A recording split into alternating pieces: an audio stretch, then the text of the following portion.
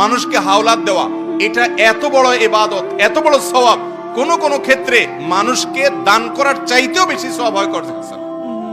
কিন্তু আমাদের সমাজে আজকাল কর্জে হাসানা আছে, লোন দেওয়ার সিস্টেম আছে। এই না থাকার একটা কারণ হলো যারা লোন নেয় তারা একবার নিতে পারলে আর ওই লোকের চেহারাটাও সে দেখতে রাজি। দোকান থেকে বাকি খাওয়ার পর অন্য দোকান থেকে ঘুরে ঘুরে নগদ খায়, ওই দোকানের সামনে দিয়ে আর হাঁটে না। এই চরিত্রের কারণে যারা লোন দিতে আগ্রহী তারা লোন দিতে চাইলেও দিতে পারে না। আর এই কারণে শুধু লোন না দিয়ে লোনের বিপরীতে গ্যারান্টি নিবেন। গ্যারান্টি কি?